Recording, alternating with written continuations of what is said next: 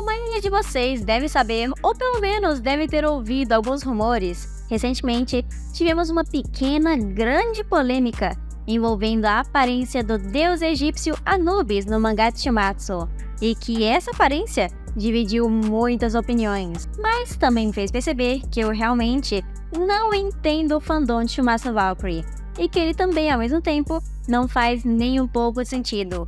Mas eu vou explicar isso pra vocês agora mesmo, mas antes um pequeno aviso. Esse vídeo não é para o fandom em geral, mas sim para aquela pequena parte meio irritante dele.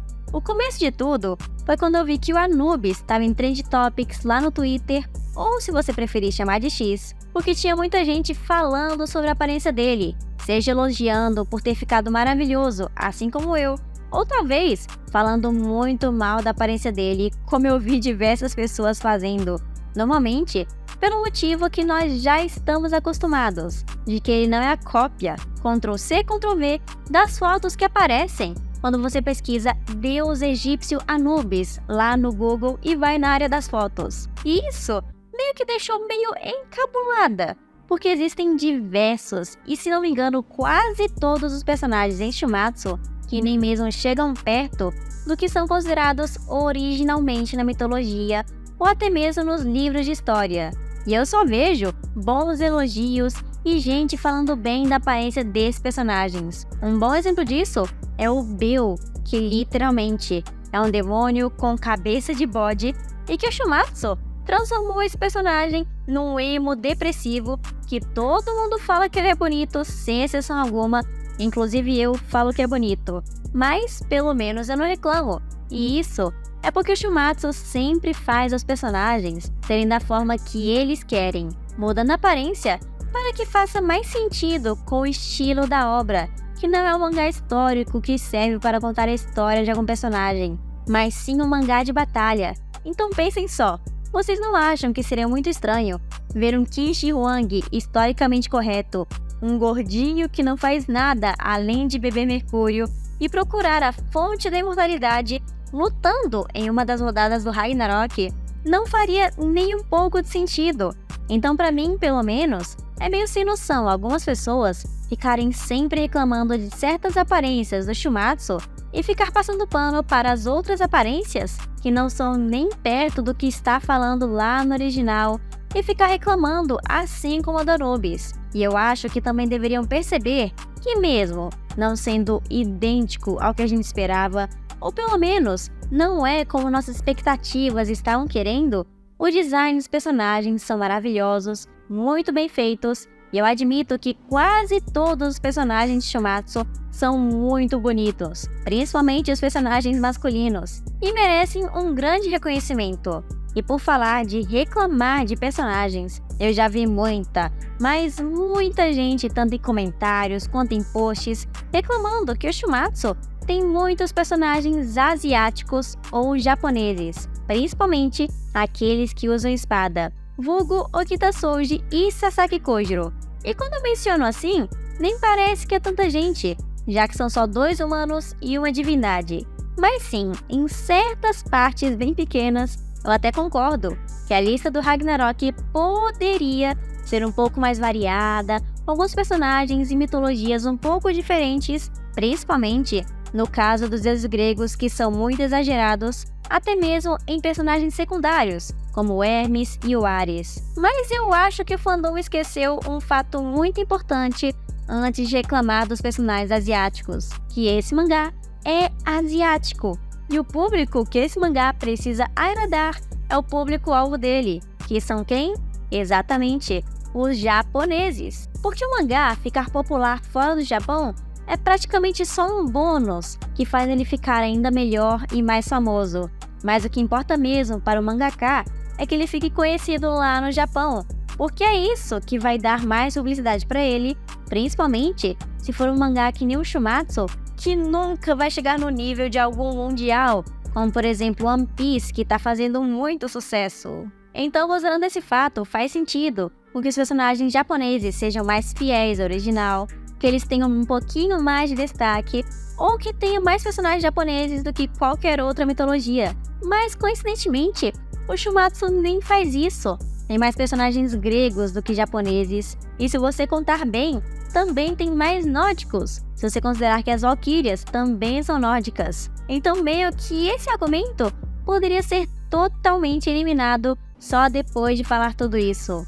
E eu também fico bem irritada quando falam que o personagem asiático, como Akita Souji, tirou o lugar do Tesla vencer, ou tirou o lugar de algum outro personagem favorito de alguém do fandom. Porque se for assim, todos os personagens que venceram, ou que vão lutar daqui pra frente, tiraram o lugar de outros que já morreram. Como por exemplo, eu posso muito bem falar que o Hades, que estava lá na rodada do Buda, tirou o lugar do Zero Fuku, que eu gostei muito desse personagem. Ou que também vice-versa, a morte do Tesla fez com que outro personagem como Apollo conseguisse vencer a batalha. E tem muitas outras possibilidades que eu posso falar assim, porque essa lógica é muito sem sentido. Porque você pode culpar literalmente qualquer personagem que venceu a batalha por outro que não venceu. E eu também devo admitir que não entendo muito bem e até fico rindo em certas vezes quando eu vejo comentários falando que vão dropar o mangá ou até parar de ler porque não é vez do seu personagem lutar ou porque não gostam de um certo personagem que vai lutar atualmente. Vulgo Okita Souji, não acham? Já que as batalhas dos personagens de cada rodada que está acontecendo são uma completa surpresa pra gente. Não tem como prever 100% quem é que vai lutar na próxima rodada. Sim, o Akita Souji foi um extremo golpe de sorte atualmente, mas isso foi por conta da previsão que nós fizemos, os spoilers que saíram lá no mês retrasado e todas as notícias que nós tivemos. Assim nós podemos ter quase certeza, mas ainda assim, não é praticamente confirmado quem é que vai lutar em cada rodada. Porque se fosse assim, os fãs do Akita Souji como eu deveriam ter parado de ler há muito tempo, já que ele foi apresentado lá na 4ª rodada e até agora não fez absolutamente nada e finalmente teve a sua vez. E se eu já tô assim, eu fico imaginando os fãs do Rasputin e do próprio Simohara que nem sequer apareceram ainda. E mais detalhe que pelo menos eu acredito que vale a pena mencionar aqui nesse vídeo é que eu acabo vendo algumas vezes o fandom reclamar que o Omemura não sabe fazer mangá, que ele faz uma obra ruim, ou que não sabe fazer alguma coisa desse mesmo tipo com o próprio mangá do autor. Mas também ao mesmo tempo, eu ouço falar que outros mangás desse mesmo gênero de batalhas ou de torneios são melhores do que Shumatsu no Valkyrie, como por exemplo Mahou Taisen, Heikyo Sensen e Tenkaichi. Sendo que literalmente, se você perceber muito bem, a base de todos esses mangás de batalha recentemente tem sido o próprio Shumatsu no Valkyrie, porque além dele ser o mais velho de todos eles, também é o mais famoso. Não é à toa que é o único que tem um anime, é o único que é literalmente famoso fora do Japão, em uma larga escala, e que também é o mais famoso da Comic Zenon, que é a base de outros 2 mangás de batalha, Mahou Taisen e Heikyo Sensen, que provavelmente também só foram criadas porque estão percebendo que esse tipo de mangá tá fazendo muito sucesso. Então, vocês não podem reclamar de uma obra que literalmente é a base para outras que vocês tanto elogiam. Eu acho que as pessoas que reclamam que o Memura não sabe fazer mangá é literalmente porque algum personagem que eles amavam muito acabou morrendo, ou que talvez não gostaram de algum certo plot que está sendo contado agora. E também, na minha opinião, o Shumatsu atualmente, além de ser o melhor de todos eles, abrange algo muito mais complicado do que só batalhas, como mitologia, Ragnarok e deuses contra humanos. Ainda mais no momento em que a lore de Shumatsu está sendo bem mais desenvolvida e mais mistérios estão sendo resolvidos a cada momento que passa o capítulo. E isso também me deixa mais animada para continuar lendo o mangá e vendo todas as outras surpresas que nós vamos conseguir lendo isso. E depois de ter visto tudo isso, eu também percebi uma última coisa, que nada agrada uma grande parte do fandom. Como se nada fosse o suficiente para eles falarem, caramba, eu gostei desse capítulo de verdade, não tem nada para falar mal dele. Sempre tem algo ruim para se falar mal num capítulo quando você vive reclamando dele. Por causa que pode ser o capítulo mais perfeito do mundo, onde a lore é desenvolvida, temos novos personagens, novos mistérios, etc, etc. Ainda assim, vai ter alguma coisa para eles reclamarem, assim como teve nesse capítulo recente, do Anubis não ser igual ao original.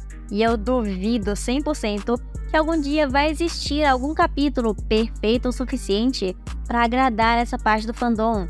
E se algum dia existir, marquem as palavras. Eles vão falar que o capítulo foi perfeito demais e que não gostaram disso, porque esse literalmente é o nível que estamos atualmente com o fandom de Shumatsu, que realmente não dá para compreender 100%. Mas de novo, lembrando para vocês, eu não tô criticando cada pessoa do fandom, é só realmente aquela parte bem irritante que eu mencionei lá no começo do vídeo. Então, por favor, eu peço para vocês que não me odeiem. E para saber que vocês ainda vão continuar assistindo meus vídeos depois desse aqui, que eu literalmente falei bastante, se inscrevam no canal, ative o sininho, para eu pelo menos ver que tem uma ponta de esperança aqui pra frente. E por último, porém não menos importante, um momento bem especial para os membros do nosso canal. O historiador Jonathan Rock, Ian Thales, Charlene Zero, Vianney Zotirra, Felipe Silva, Yuri Pérez Ponti, Otávio Araújo, Brendo Medeiros e Glitch TV.